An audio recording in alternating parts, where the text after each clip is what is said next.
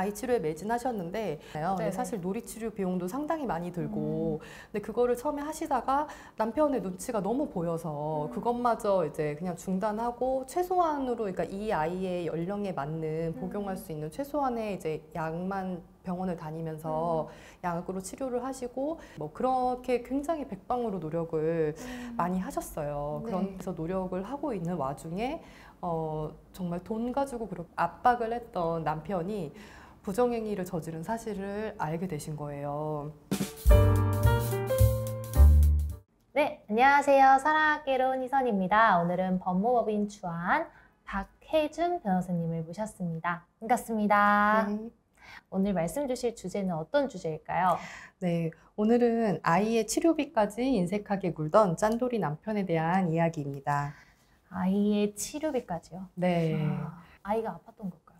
네, 일단은 좀 사건을 자세히 말씀드리자면 저희 의뢰인이 이제 여성분이셨고 신혼 초부터 남편의 업무 특성상 수년 동안 주말 부부로만 생활을 해오셨어요. 근데 혼인하시고 직후에 이제 임신을 하셔서 출산을 하셨는데 남편의 좀 무관심과 이제 그 독박 육아에 너무 지치셔서 결국 친정집으로 합가를 하시게 됩니다. 근데 친정 부모님의 보조를 받으시면서 아이를 키웠는데 아이가 한 2돌 정도 전후 시점부터 좀 이 의뢰인께서 좀 다른 엄마들에 비해서 육아가 좀 유난히 힘든 것 같다라는 느낌을 받으셨다고 해요. 그래서 아이가 좀 무의미한 상동 행동을 계속 한다거나 아니면은 좀 상호작용이 잘 되지 않는다거나 하는 느낌을 받으셨다고 하는데 사실 그 당시에는 검사를 꼭 받아야 된다라는 생각까지는 미처 못 하셨다고 합니다. 그러니까 아이가 완전 어릴 때 이제 상호작용에 문제가 조금 있었던 거네요. 네, 그래서 근데 문제는 이제 그 이후에 의뢰인께서 이제 친정집에서 나오셔서 이제 분가를 하셔서 새로운 환경으로 이사를 하셨는데 아이가 이렇게 새로운 환경에 노출되면서 이때 비로소 이제 아이의 문제 증상들이 발현이 되기 시작을 한 거예요. 그래서 새로운 환경에 대한 스트레스 때문인 건지 이제 아이가 없었던 증상이긴 한데 뭐 틱 같은 증상이 나타난다거나 좀 뭐 강박 불안 증상이 좀 굉장히 심해진다거나 예, 그래서 유치원 적응에도 상당한 문제가 생겼고 의뢰인께서 이제 여러 병원을 다니시면서 이제 검사도 받으시고 진단을 받으셔서 이제 치료에 힘쓰신 상황이었어요. 근데 그 와중에도 남편은 주말 부부였기 때문에 사실 뭐 아이의 이런 문제 상황을 직접 보고 겪지 못해서 그런 건지 뭐 어쨌든 마치 남일 대하듯이 아이의 병원비나 치료비로 이제 돈을 지출하는 것도 아까워했고 심지어 의뢰인에게 이제 형편에 맞게 살아라, 형편에 맞게 애를 치료해라 라는 그런 말까지도 했고요. 이 아이가 또 그런 틱이라든지 뭐 불안, ADHD 이런 문제뿐만 아니라 좀 이제 건강상으로도 좀 약한 부분이 있어서 병치레가 잦아가지고 입원 치료를 종종 했었는데 그럴 때마다도 예, 남편은 뭐하러 그런 거 가지고 입원을 하냐, 그래서 너가 과잉 치료하는 거 아니냐, 뭐 이런 식으로 아내한테 오히려 구박을 하고 그래서 전혀 예, 아이를 함께 이제 키워 나가야 되는데 그런 부분에 있어서 예, 많이 힘들어하신 상황이었어요.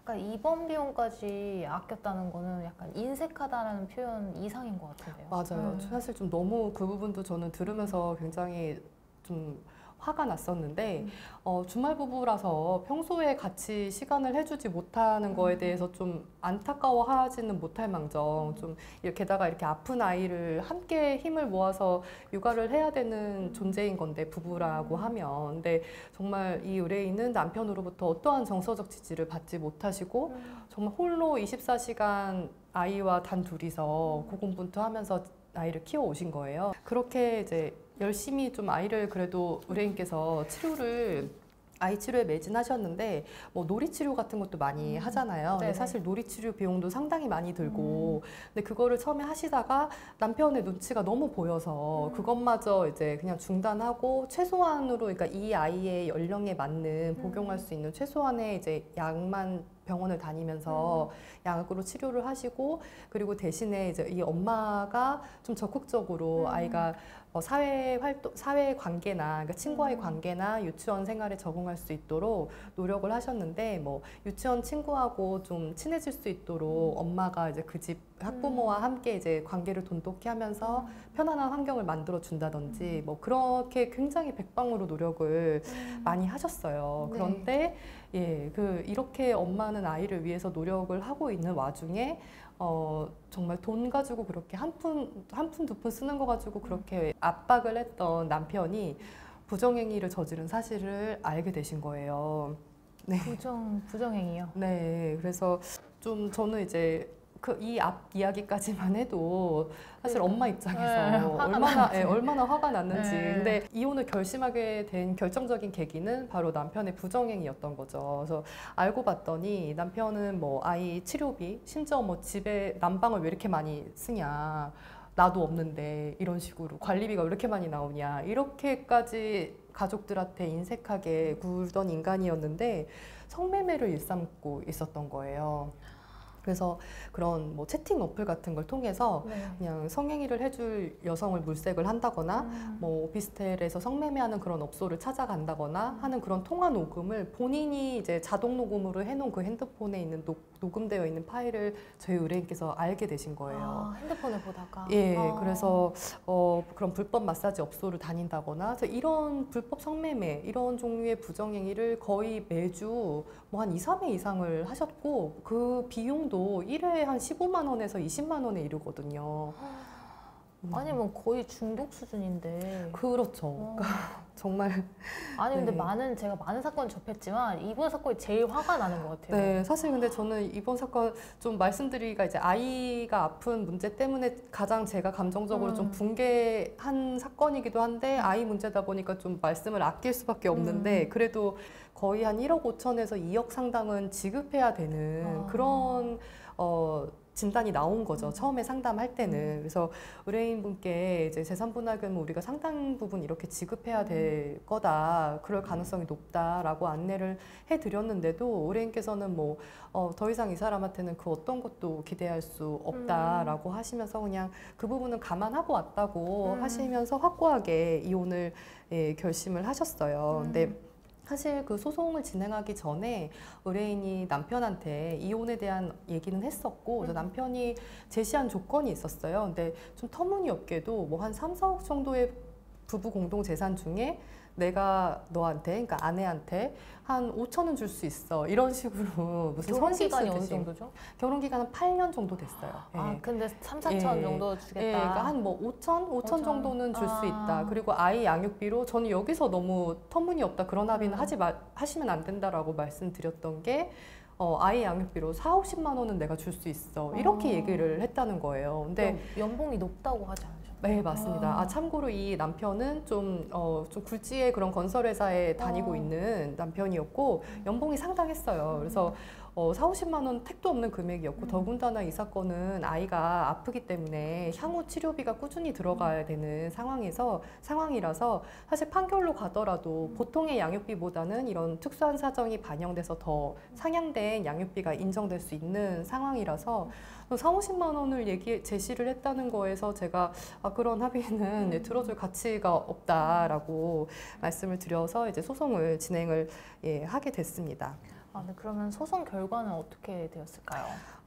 이제 소송을 진행을 해보면서 근데 사실 의뢰인이 이제 경제권을 관리를 하신 게 아니었기 때문에 뭐 큼직큼직한 재산 내역은 알고 계셨지만 이제 세세한 뭐 남편의 금융재산이나 이런 것까지는 다 알지 못했던 상황에서 소송 과정에서 이제 그거를 조사를 하게 되는 건데 남편의 그런 재산 내역을 조사를 해보니까 일단은 뭐 예상하고 있었던 부분이지만 퇴직금이 좀 있었고요. 그리고 의뢰인 모르게 뭐 주식이라든지 뭐 다른 예금이라든지 이런 금융재산이 상당했던 거예요. 예, 그래서 그러니까 뭐 인색한 사람이었다라고 말씀을 드렸는데 뭐 실제로 나름 이제 본인 개인적인 비상금이나 이런 금융재산은 조금 모아놓기는 했었어요. 네. 아내 모르게. 근데 그런 게 다 소송에서 이제 드러났고, 그 이제 남편이 모아놓은 남편의 재산 과 의뢰인이 소유하고 있는 그 아파트의 가치를 좀 비교를 해봤을 때 의뢰인 소유의 아파트의 가액이 그렇게 높지는 않았고 또 이제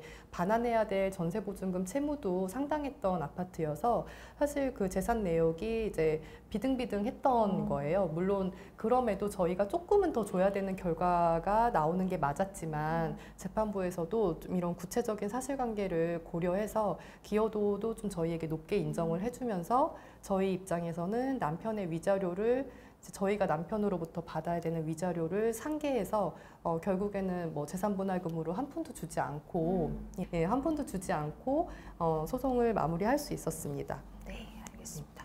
근데 좀 걱정되는 게 양육비는 지급을 제대로 하고 있는지.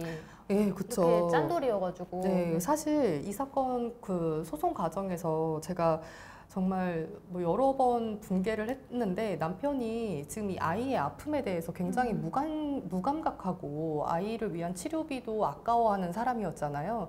그런데 이 소송 중에 처음에는 뭐 이혼 안 할 것처럼 나왔다가 이제 금세 태도를 바꿔서 이혼을 하겠다. 그런데 양육권을 주장을 하는 거예요. 그래서 더군다나 이 사람은 양육을 할 수 있는 환경 자체가 안 되거든요. 네. 그래서 아예 이제 주말 부부로 다른 곳에 살고 있는 사람이었고, 근데 자기가 아이를 키우겠다라고 양육권을 주장하는 바람에 소송이 굉장히 또 장기화됐어요. 그래서 그 양육 환경 조사도 해야 됐고, 예, 근데 그게 실상은 이제 정말 내가 뭐 아이를 키우고 싶다가 아니라 양육비를 주기 싫어서였던 거죠. 양육비를 주기 싫으니까 일단 나도 한번 우길 수 있는 건 다 우겨보겠다. 이제 이런 입장에서 양육권을 주장을 했던 거고, 근데 뭐 당연히 너무도 이제 예, 마땅히 엄마에게 양육권이 인정이 됐고, 양육비도 사실은 이제 재판부에서 좀 그런 괘씸한 그런 모습을 좀 잘 파악을 해주셔가지고 네. 양육비도 보통의 수준보다는 높게 인정이 되었는데 아직까지는 양육비를 잘 주고 있다고 하시더라고요. 네.